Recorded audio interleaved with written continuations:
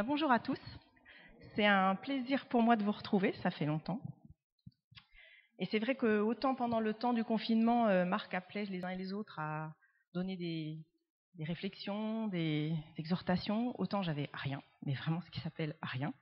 Autant là, une fois que les cultes ont repris, des petites choses qui sont venues dans ma tête et quand il a été question de venir, je me suis dit oui, ça y est, Seigneur m'a donné des choses à partager avec vous. Et c'est venu tout naturellement, peut-être par les mêmes réflexions que vous. Quand les églises se sont rouvertes, finalement, on était tous contents de pouvoir se retrouver. Et ça m'a vraiment interpellée. Et je me suis demandé, mais pourquoi ? Pourquoi on a tellement envie de revenir à l'église ? Pourquoi on a tellement besoin de revenir à l'église ? Qu'est-ce qui nous a manqué ? Finalement, je ne sais pas si vous avez entendu cette blague. Je ne sais pas où je l'ai vue. Est-ce que c'était dans Une heure avec Jésus ? Je ne sais plus. Où le diable dit à Dieu, t'as vu ? J'ai fait fermer toutes les églises avec le Covid. Et Dieu lui répond, oui, mais moi j'en ai ouvert une dans chaque maison. Alors c'est vrai qu'on pourrait se dire, super, amen, il y a des églises dans toutes nos maisons. Mais on a bien senti qu'il y avait quelque chose qui nous manquait quand même. Il y avait un truc en plus qui nous donnait envie de revenir dans nos bâtiments. Et ce truc, je me suis demandé, mais c'est quoi ? Pourquoi finalement on aurait pu continuer ? C'était très confortable, on voyait le culte à distance, on pouvait voir, revoir, entendre et entendre. Et en fait, la première des choses qui m'a manqué, c'était la louange. Je ne sais pas vous. Voilà, le plaisir d'être ensemble et de louer, de chanter, parce qu'on se rend bien compte que c'est plus que des chants, qu'il se passe quelque chose de plus quand on est tous ensemble. Et puis c'est le fait de se retrouver, bien évidemment, pour la communion fraternelle. Le plaisir de se voir en chair et en os. Moi, je ne sais pas pour vous, je vis dans un environnement majoritairement non chrétien. Alors, très gentil, je ne dis pas que c'est une catastrophe, mais ça fait plaisir de voir des frères et sœurs aussi, de pouvoir parler librement du Seigneur, de ce qu'il a fait dans nos vies. Donc tout ça, ça m'a travaillé. Et puis le Seigneur m'a emmené plus loin. Il m'a emmené plus loin sur vraiment qu'est-ce que l'Église finalement. Ok, c'est la communauté rassemblée. Il y a l'Église rassemblée le dimanche. Il y a l'Église dispersée dans la semaine, parce que ça ne s'arrête pas quand on franchit les portes du bâtiment. Mais qu'est-ce que l'Église ? Qu'est-ce que le Seigneur dit sur l'Église ? Et il m'a plus amené sur l'Église avec un grand E, puisqu'on distingue généralement l'Église universelle, la communauté des croyants partout dans le monde, et puis notre Église locale, là où on se rassemble finalement. Et là, il m'a emmené sur des réflexions sur l'Église universelle en général, mais qui a forcément des retentissements aussi quand on se retrouve tous dans nos églises locales. Alors, d'abord, première question qui m'est venue, mais finalement, quand est-ce que la parole parle de l'Église pour la première fois ? Le mot Église, il vient d'où ? Donc, il vient dans Matthieu 16, 18, je ne l'ai pas mis. Et c'est Jésus qui dit, et moi, il dit à Pierre, moi je te dis que tu es Pierre, et que sur cette pierre je bâtirai mon Église, et que les portes du séjour des morts ne prévaudront point contre elle. Alors oui, on le connaît tous, ce verset, ou en tout cas il est souvent cité. Et ce qui m'a vraiment frappé, c'était comme un rappel, je pense, salutaire, c'est que finalement c'est Christ qui bâtit son Église. Puisqu'il dit, moi je te dis, tu es Pierre, et sur cette pierre je bâtirai mon Église. Et peut-être que des fois on a tendance à vouloir la bâtir nous, avec notre idée, avec nos petites forces. Non, c'est Christ qui bâtit son Église, c'est l'Église de Christ. Et c'est pas l'Église, alors je vais peut-être vous paraître un petit peu incisive, je ne sais pas, c'est pas l'Église ADD, c'est pas l'Église baptiste, c'est pas l'Église méthodiste, c'est pas l'Église que vous voulez, c'est l'Église de Christ d'abord. Et je crois vraiment que cette crise du Covid, avec toutes les conséquences qu'elle a sur les églises, c'est aussi un moyen pour le Seigneur de nous dire, faudrait peut-être arrêter les séparations, c'est mon Église d'abord partout. Voilà, donc ça c'est une petite réflexion en passant. Je rentrerai pas sur le débat sur tu es Pierre et sur cette pierre je bâtirai mon Église, c'est pas le sujet ce matin. Mais cette Église que Jésus bâtit lui-même, elle a quand même un sacré pouvoir, elle a quelque chose d'énorme, c'est que rien ne peut la détruire. Et quand on voit ce qui se passe, et en dehors du Covid, les frères et sœurs qui sont persécutés, les églises qui sont tracassées, qu'on ferme administrativement par tous les moyens, les portes du séjour des morts ne prévaudront point contre elle. L'église du Seigneur, elle est indestructible. Alors, je ne vais pas vous faire un cours sur définition de l'Église, ecclésia, le peuple appelé hors d'eux, etc. Il y a plein de choses qu'on connaît. Vraiment, le Seigneur m'a amené sur ce que j'espère de nouveaux regards pour nous. Moi, ça m'a fait beaucoup de bien sur ce qu'est l'Église. Alors, je rappelle brièvement quand même, pour qu'on puisse pas dire que j'ai pas tout dit, l'Église, c'est un corps. Je suis sûre que si je vous demandais qu'est-ce que l'Église pour vous, vous me diriez, c'est un corps, c'est le peuple de Dieu, c'est le temple. On est d'accord ? Voilà. Je ne vous citerai pas les versets, si vous voulez, je peux vous les donner. Mais ce que j'aimerais vraiment, c'est qu'on creuse un petit peu et qu'on aille voir d'autres versets qu'on voit ou dont on parle moins quand on parle de l'Église. En tout cas, c'est mon sentiment. D'abord, c'est que cette Église, tu peux avancer, Sabrina, c'est un avant-goût du ciel. Je disais tout à l'heure, ce qui m'a manqué le plus au début, c'était la louange, de ne pas pouvoir louer. Parce qu'on se rend bien compte, je le disais, quand on chante ensemble, quand on est vraiment nombreux, et c'est plus que des chants. C'est un petit peu comme si on était déjà là-haut. Je ne sais pas pour vous, moi c'est souvent ça. Et souvent il se passe des choses pendant la louange. Il y en a qui reçoivent des paroles, il y a des gens qui vivent des moments de guérison, de restauration. Il y a vraiment, c'est puissant. Et dans la Bible, il y a souvent une tension entre quelque chose qui est déjà en ce moment et quelque chose qui n'est pas encore arrivé. Et finalement, l'Église de Jésus et chacun de nous, on est encore sur la terre, mais on est déjà un peu au ciel. Et ça, je voulais vous le rappeler parce que je ne sais pas si vous connaissez les passages d'Apocalypse 4 et 5. Je ne vais pas les lire en entier parce que c'est long, mais c'est vraiment un tableau qui vous explique ce qui se passe dans le ciel en ce moment, l'adoration qui prend place, qui est là, qu'est-ce qui se passe pour adorer le Père et Jésus. Et finalement, tu peux avancer Sabrina, quand on est réunis et quand on loue le Seigneur, eh bien on y est là-haut déjà. On peut le lire dans Apocalypse 5 au verset 8. Chacun tenait une harpe, donc une harpe et des coupes d'or remplies de parfums qui sont les prières des saints. Alors les chacun, c'est toutes les personnes qui participent à l'adoration là-haut, mais nous y sommes déjà par nos prières. Et souvent, on veut que nos prières soient un parfum de bonne odeur, que notre adoration soit un parfum de bonne odeur pour le Seigneur. Comme autrefois dans le tabernacle, le peuple juif faisait monter des parfums. Il y avait un autel des parfums dans le tabernacle. Et nous, c'est pareil, maintenant, ce sont nos prières qui sont devant le Seigneur. Mais il n'y a pas que nos prières. Il y a nous aussi. Et ça a été vraiment une découverte pour moi. C'est au verset 13, toujours dans le chapitre 5. Toutes les créatures qui sont dans le ciel, jusque-là ça va, hein, passe là-haut, sur la terre. Sur la terre, c'est nous.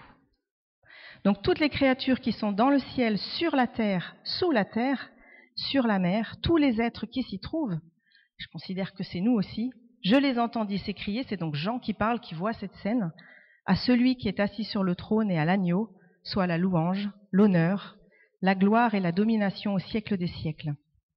Les 4 êtres vivants répondaient Amen, et les anciens se prosternèrent et adorèrent. Ça vous donne une idée de qui est là-haut et qui adore, mais nous, on y est aussi. Et ça m'a vraiment interpellée parce que je sais qu'on vient, et ça m'est arrivé souvent, on vient au culte parce qu'on est pressé de se recharger les batteries, de passer du temps dans la présence du Seigneur, ça nous fait du bien. Mais est-ce qu'on a conscience aussi qu'on vient pour lui donner des choses et lui apporter cette adoration? Que quand on est réunis ici, là, à Saumur et dans toutes les églises de France et du monde, on est aussi par le Seigneur Jésus en esprit là-haut. Et donc, la pensée qui m'a traversée, c'est est-ce que tu es prête?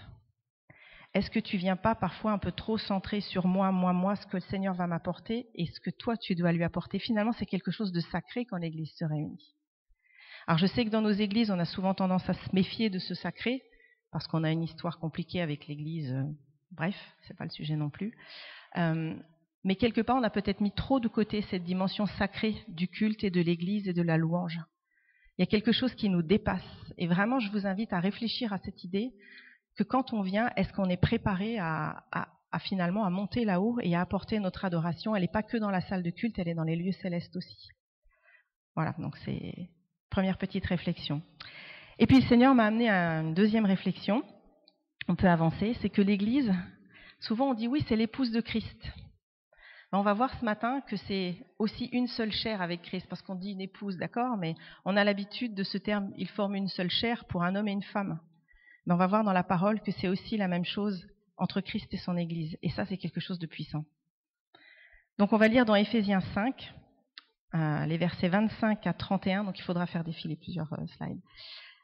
Marie, aimez vos femmes comme Christ a aimé l'Église et s'est livré lui-même pour elle, afin de la sanctifier par la parole, après l'avoir purifiée par le baptême d'eau, afin de faire paraître devant lui cette Église glorieuse, sans tache ni ride, ni rien de semblable, mais sainte et irrépréhensible. C'est ainsi que les maris doivent aimer leur femme comme leur propre corps.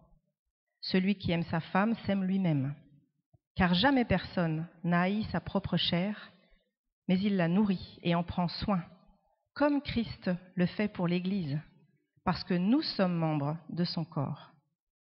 C'est pourquoi l'homme quittera son père et sa mère et s'attachera à sa femme, et les deux deviendront une seule chair. Ce mystère est grand. Je le dis cela par rapport à Christ et à l'Église. Alors c'est vrai, vous pourriez me dire, mais Audrey, ça nous parle d'hommes et de femmes et c'est vrai, ce passage, il a pour premier objectif, but premier, de parler des relations entre le mari et la femme et du mariage chrétien. Mais parce que la relation du mari et de la femme est comparée à celle de Christ et de l'Église, on a aussi beaucoup à apprendre sur le sujet qui m'intéresse aujourd'hui, qui nous intéresse sur ce qu'est justement l'Église. Alors qu'est-ce qu'on apprend? Donc là, il faudrait que tu reviennes à la première. Voilà. On apprend que Paul demande, de la part du Seigneur, aux maris d'aimer leur femme comme Christ a aimé l'Église et s'est livré lui-même pour elle. Et c'est de nous qu'il s'agit, puisque si c'est l'Église et qu'on forme l'Église, Christ s'est livré pour nous et donc pour l'Église. Mais ça, c'était un angle de vue que j'avais pas jusqu'à présent. Je sais pas vous. Oui, Christ s'est livré pour Sabrina, pour nous tous, il nous a rachetés, mais finalement, c'est pour son Église qu'il s'est livré, puisque en dehors de un tel, on forme tous cette Église. Ça change peut-être le regard qu'on a sur l'Église et la manière d'en parler et la manière de la considérer. Je ne sais pas pour vous, moi ça m'a repris. Parce que c'est vrai qu'il y a la vie en communauté, il y a les frères et sœurs, ça demande des efforts pour s'accorder, c'est pas toujours évident. Mais est-ce qu'on réalise que ce matin, votre voisin, c'est l'Église? Le pasteur, c'est l'Église, le groupe de louanges, c'est l'Église. Et quand on va en parler en repartant, quand on va présenter ce qui s'est passé, eh bien, on va parler de l'Église du Seigneur. Et il est mort pour elle, et il l'a purifiée. On va le voir, on va rentrer dans les détails. Donc, ça m'a vraiment reprise, en disant, mais Audrey, quand tu parles de ce qui se passe dans le bâtiment là, tu parles de l'Église du Seigneur, et comment tu en parles? Alors, avec un mari non chrétien, je vous dis que ça m'a sérieusement reprise, parce que mon idée et mon désir, c'est qu'un jour, il soit assis avec nous. Mais finalement, quand je viens lui parler de ceci, de cela, et qu'il y a ceci qui n'allait pas, et que gna gna gna gna gna, est-ce que je lui donne envie de venir? Quand j'en parle, même entre frères et sœurs, ou encore plus évidemment avec les non-chrétiens, attention, parce que c'est du Seigneur et de son Église qu'on parle. Alors je dis pas qu'on doit devenir des bisounours et voir tout beau, tout rose, et jamais critiquer, et jamais apporter d'éléments pour avancer. On n'est pas non plus des bénis oui-oui, mais attention quand même aux mots et à qui on parle de quoi. Voilà. Donc Christ s'est livré pour l'Église afin de la sanctifier par la parole, après l'avoir purifiée par le baptême d'eau. Donc Christ a vraiment voulu consacrer son Église, la rendre digne de se tenir devant Dieu. Et pour ça, il la purifie par sa parole. Et sa parole, c'est l'Évangile. Et l'Évangile, il agit comme un baptême ou un bain d'eau. Dans la traduction de la version Semeur, on ne parle pas de baptême d'eau, mais de bain nuptial. Donc j'ai cherché. Et en fait, Paul fait probablement référence à un passage du livre d'Ézéchiel. C'est un prophète de l'Ancien Testament. Et Ézéchiel, dans le chapitre 16, vous pouvez chercher si vous le voulez, il prend l'image du mariage pour décrire la relation entre Dieu et Israël. Et dans ce texte, il est dit que Dieu prend soin d'Israël comme de sa nouvelle épouse en lui donnant un bain purificateur. Et on sait tous que quand on est baptisé d'eau, c'est comme si on mourait avec Christ et qu'on ressortait, on est purifié. C'est quelque chose de très vivant, de très visible. Et donc c'est le but de Christ envers l'Église. C'est le but de la préparer pour le mariage éternel avec lui, qui aura lieu lors de son retour. L'Église, c'est comme une mariée, et elle doit être magnifique physiquement, mais aussi spirituellement.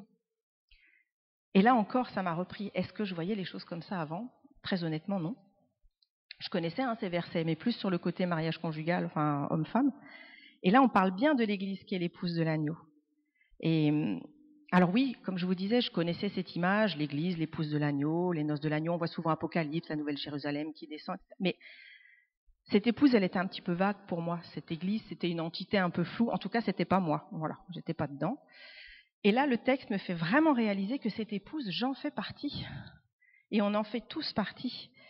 Et c'est beaucoup plus concret. Et finalement, ce que dit Paul sur le besoin d'être purifié, d'être sanctifié, ça me concerne. Ça nous concerne tous. Donc, la sanctification, on sait bien que c'est un chemin. C'est toute une vie.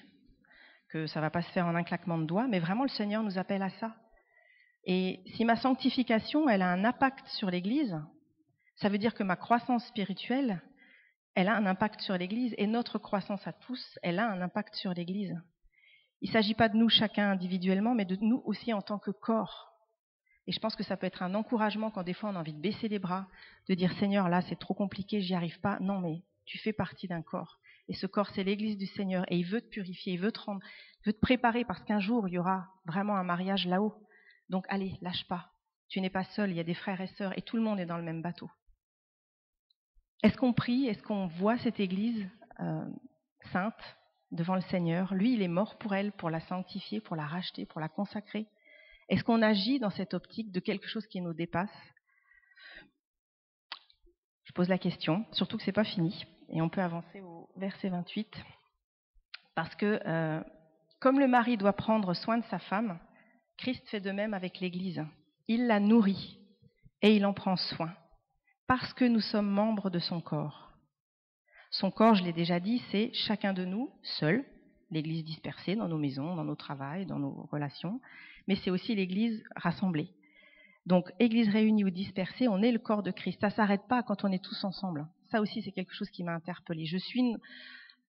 Paul parle parfois d'ambassadeurs, on est des ambassadeurs de Christ, des représentants de Christ quand on sort de ce bâtiment. Ça ne s'arrête pas au dimanche matin, quoi. L'Église de Christ, c'est son Église de tout le temps.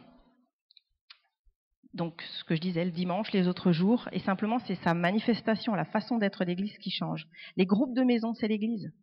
Les réunions de prière, c'est l'Église. L'école du dimanche, c'est l'Église. Le groupe de jeunes, 2 frères et sœurs qui prennent un café ensemble, c'est l'Église. Tous, on est l'Église partout, tout le temps. Et Christ prend soin de nous et nous nourrit partout et tout le temps. Et au verset 31, Paul va même plus loin parce qu'il va citer Genèse 2, verset 24, que vous connaissez. L'homme quittera son père et sa mère et s'attachera à sa femme. Et les deux deviendront une seule chair. Là, ce qui change, c'est qu'avant de citer le verset, Paul dit « c'est pourquoi ».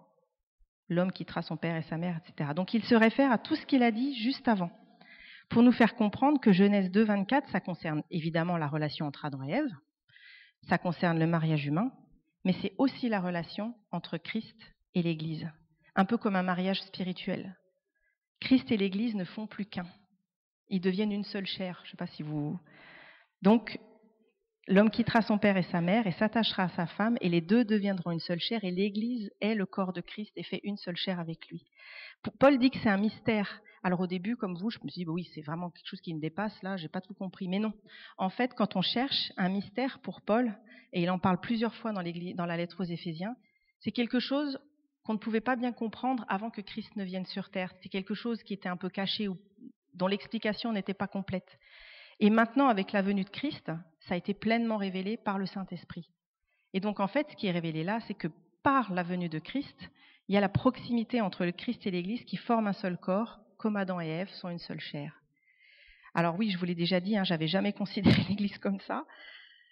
Et ça m'a même conduit à la repentance, parce que je trouvais que des fois j'étais légère envers cette Église. Elle ne m'appartient pas, elle me dépasse, et elle m'accueille, et j'en fais partie. Et comment j'en parle et comment je la considère? Est-ce que j'ai bien compris que c'est Christ qui est à la barre? On a des questions sur l'Église générale, l'Église locale. Est-ce qu'on demande au Seigneur ce qu'il veut vraiment? Est-ce qu'on n'essaie pas de lui dire « Viens bénir mes projets, tu vois, j'aimerais ça, je voudrais ci, ce serait super si c'était comme ça. » Mais ça, c'est mes idées. Et toi, Seigneur, qu'est-ce que tu veux? Parce que tu nourris ton Église et tu en prends soin. Donc, Paul le dit, on le sent bien, il y a dans la relation entre le Christ et l'Église quelque chose qui nous dépasse. Quelque chose qui est plus grand que nous et ça fait du bien que le Seigneur soit plus grand que nous et qu'il nous le rappelle. Donc, dans ces temps où l'Église elle est face à de nouveaux défis, ma prière, c'est vraiment qu'on la considère avec ses yeux neufs, en tenant compte de ce qu'on vient de voir ce matin. Ça va? Mais c'est pas fini. Parce que tant qu'à changer de regard, autant y aller en profondeur. Alors j'ai une dernière pensée à vous proposer. Vous me direz si c'est le meilleur pour la fin, je ne sais pas. C'est toujours dans la lettre aux Éphésiens. C'est que l'Église, c'est aussi l'accomplissement du plan de Dieu et c'est un modèle pour les anges. Est-ce que vous saviez que l'Église est un modèle pour les anges? Alors souvent on est passé sur ce verset, vous allez voir, vous le connaissez quasiment tous, mais comme ça on ne l'a peut-être pas vu, en tout cas je l'espère. Donc on va lire Éphésiens 3, les versets 8 à 11. C'est Paul qui parle. « Moi qui suis le plus petit de tous les saints, j'ai reçu la grâce d'annoncer parmi les non-juifs les richesses infinies de Christ et de mettre en lumière pour tous les hommes comment se réalise le mystère caché de toute éternité en Dieu, qui a tout créé par Jésus-Christ. On reviendra sur tout ça. Ainsi, les dominations et les autorités dans les lieux célestes connaissent maintenant, par le moyen de l'Église, la sagesse infiniment variée de Dieu. Ce verset, il m'a sauté aux yeux. Pouf. Conformément au plan éternel qu'il a accompli en Jésus-Christ notre Seigneur. Alors on retrouve l'idée de mystère. Je vous disais que Paul en parle plusieurs fois dans la lettre aux Éphésiens. Donc à nouveau, il faut bien comprendre que c'est une révélation de ce qui était caché avant la venue de Christ et qui a été révélé par le Saint-Esprit, et ça a été révélé en particulier à Paul. On connaît tous l'histoire de Paul, persécuteur de l'Église. Il a une conversion frappante, aveuglante, et il a une révélation. Et là, Dieu va vraiment lui révéler des choses qui étaient cachées, qui n'étaient pas compréhensibles pour les gens de son époque, et il va vraiment lui donner les clés pour pouvoir nous l'expliquer, l'expliquer à l'Église de son temps et à nous aujourd'hui. Donc grâce à ses écrits, on peut comprendre ces choses-là, et c'est quelque chose de merveilleux. Donc juste pour resituer, juste avant ces versets, Paul, il a expliqué que le plan de Dieu, dont il parle là, j'ai reçu la grâce d'annoncer parmi les non-juifs et de mettre en lumière comment se réalise le mystère caché de toute éternité en Dieu. Eh bien, c'est le plan de Dieu. Le plan de Dieu, c'était la réunion, et c'est la réunion des juifs et des non-juifs pour former l'Église, le peuple de Dieu et son temple. Rien de moins, rien de plus. Donc, par l'œuvre de la croix, les gens de toute nation, de toute langue, deviennent membres d'un même corps, et le corps de Christ. Dieu s'unit à nous dans son corps. On retrouve l'idée de l'union. Et il revient à Paul d'annoncer ce plan et de montrer comment Dieu le mène à son plein accomplissement. Alors au verset 9, on en apprend un peu plus sur ce plan secret, ce plan que Dieu a chargé Paul de mettre en lumière. Et on découvre que s'il est nouveau pour les hommes à l'époque de Paul, et pour nous, pour Dieu, ce n'était pas une nouveauté. Ce mystère était caché de toute éternité en Dieu. Donc comprenez bien que depuis le début, depuis la chute, Dieu avait ce plan. Il l'avait établi, et c'est quelque chose qui a mis du temps. Des fois, on ne comprend pas, mais pourquoi il y a eu Israël moi, c'est des questions que je me posais quand je suis devenue chrétienne. Mais pourquoi ça a été si long, Seigneur? Pourquoi il a fallu les Juifs? Non, c'était le plan de Dieu qu'il a révélé au temps convenable. Et ce plan, c'était dès le départ de sauver toute l'humanité, les Juifs et les non-Juifs. Et dans la lettre aux Éphésiens, Paul explique bien, il s'adresse aux non-Juifs, aux croyants d'origine non-juive, en disant « Avant, vous n'étiez pas comme le peuple juif. Le peuple juif, il avait les promesses. Il avait l'alliance, il avait plein de choses. Vous n'aviez rien. Mais par Christ, par son œuvre à la croix, maintenant, vous êtes héritier de la promesse, c'est une nouvelle alliance. Donc, il n'y a qu'un seul peuple. Et ça vaut pour nous aujourd'hui. Alors, c'est vrai que la distinction juif-non-juif, aujourd'hui, ça nous parle moins. Mais il faut savoir qu'il y a des juifs qui se convertissent, les juifs messianiques, et qu'il y a vraiment beaucoup de prières pour que ce peuple-là rentre pleinement dans son appel. Mais nous, peut-être ce qui nous interpelle plus, c'est l'idée que Dieu veut que tout peuple, toute race, et en ce moment la question des races c'est un point sensible, toute langue, toute tribu doit se retrouver, c'est le plan de Dieu, former le peuple du Seigneur et son Église. Et cette Église, elle est observée dans les lieux célestes. Alors ça, j'ai trouvé ça, mais je ne trouve pas les mots en fait. L'Église est observée dans les lieux célestes. Nos assemblées, est-ce qu'on réalise que nos assemblées, toutes les églises de la terre, sont le moyen choisi par Dieu pour accomplir son plan, ce qui est quand même déjà extraordinaire, et pour montrer sa sagesse dans les lieux célestes. Est-ce qu'encore une fois, on voit l'Église comme la démonstration de la sagesse et de son plan parfait dans les lieux célestes? On est observé. Alors c'est vrai qu'on ne les voit pas, on ne les voit pas les anges, on ne voit pas ces dominations, ces autorités, ces puissances dont parle Paul, selon les traductions, les mots changent un petit peu, mais en tout cas, elle nous voit. Elle nous regarde, elle nous observe, et elle voit quoi? La sagesse de Dieu. Et là encore, est-ce qu'on est toujours vraiment un reflet de la sagesse de Dieu? Moi, ça m'a interpellée. Alors, je veux revenir un petit peu sur qui sont ces autorités, et parce qu'on aime bien avoir des choses concrètes quand même, on est bien humain. Et on peut se dire que ce sont les anges. Alors, il y a les anges dans les lieux célestes, les anges qui sont fidèles au Seigneur, et eux ne peuvent que glorifier le Seigneur pour son plan et se réjouir de voir ce qu'il fait. Ils louent Dieu pour sa sagesse. Et puis, il y a aussi les anges déchus. Et eux, c'est un rappel que ils ont choisi le mauvais camp, que leur défaite, même si apparemment on ne dirait pas, et avec le Covid peut-être pas encore moins, mais ils voient que c'est le plan de Dieu qui s'accomplit en finale. Et c'est pas celui du diable. Et ça leur rappelle leur échec. Et que si pour un temps ils ont apparemment le dessus, ce n'est que pour un temps, parce que Dieu accomplit son plan malgré tout. Alors quand on est découragé, rappelons-nous qu'on est observé et qu'on est source de joie et de louange pour le Seigneur par les anges et par toutes les puissances qui sont dans les lieux célestes. Alors en devenant disciple de Christ, quand on a accepté sa mort, sa résurrection pour nous, quand on a confessé nos péchés, accepté son pardon, on est devenu membre de cette Église et on a rejoint le plan de Dieu pour ce monde. Et ça, c'est quelque chose qui nous dépasse. Ça donne de quoi encore changer le regard sur l'Église. Je ne sais pas ce que vous en pensez. Alors forcément, j'ai des petites questions, parce que j'aime bien jouer le poil à gratter. Quand les puissances dans les lieux célestes observent notre Église, et l'Église en général, rassurons-nous, on n'est pas tout seul, est-ce qu'elles voient la sagesse de Dieu? Est-ce qu'elles peuvent admirer le plan de Dieu? Est-ce qu'elles voient l'unité dans la diversité?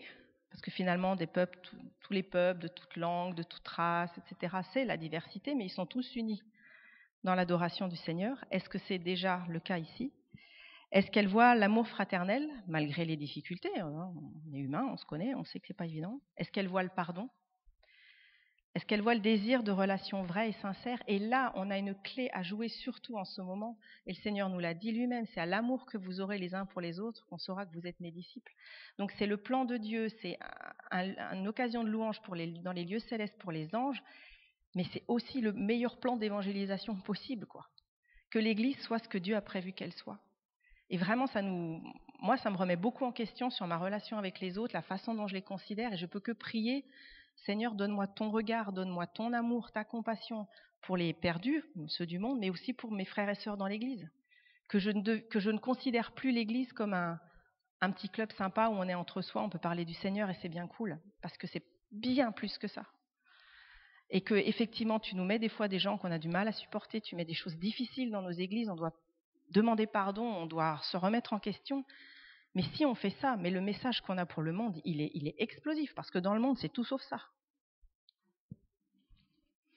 Alors où on sent que, oui, si l'Église est un petit peu chahutée en ce moment, elle est obligée de revoir un petit peu son rôle, sa façon d'être considérée. N'oublions pas que ce soit Quai Carnot, à Saumur, à Thouars, à Longuet, à Loudun, là où ça semble d'église, là ça semble le temple de Dieu, le corps de Christ, que c'est un avant-goût du ciel, que c'est la manifestation du plan parfait de Dieu et sa sagesse. Vraiment, je voudrais vous encourager à prier pour l'Église avec un grand E. Elle a vraiment besoin de nos prières, elle a besoin qu'on la laisse être dirigée par Christ, elle a besoin de notre croissance. Prenez du temps avec le Seigneur. Je ne veux pas vous m'ériger en maîtresse qui dit faites, mais vraiment, cultivez la consécration. Passez du temps avec le Seigneur. Pendant le confinement, c'est vraiment quelque chose que le Seigneur m'a mis, c'était assieds-toi et tais-toi. Je vous mets au défi, parce que tais-toi, c'est pas facile. Forcément, on est là. Oh, mais Seigneur, chut. Alors, ça dure 5 minutes. Bon, encore 5 minutes au début, c'est beaucoup. 3 minutes, 5 minutes, 10 minutes, et après, le Seigneur peut vous parler, mais tais-toi. Mais vraiment ça, je l'ai eu, et ça faisait... Enfin bref, je peux raconter ma vie, mais c'est quelque chose qui revient souvent. Et c'est ça, de l'intimité, passer du temps avec lui, parce que ça vous impacte vous, mais ça impacte toute l'Église aussi. Bref. Donc cette Église, elle a besoin de nos prières. Notre attitude, notre amour pour elle sont importants. Parlons-en avec joie, parlons-en avec respect. Respectons nos frères et sœurs. On dit que tout ce qu'on vit là, c'est parce qu'il y a une moisson qui est en chemin. Je ne sais pas si vous avez entendu ça. Est-ce qu'on est prêt à la recevoir? On est prêt avec nos bâtiments, mais est-ce qu'on est prêt qualitativement? C'est avec ça que je voudrais vous laisser et vous bénir. Voilà. Et aimer l'Église. Amen.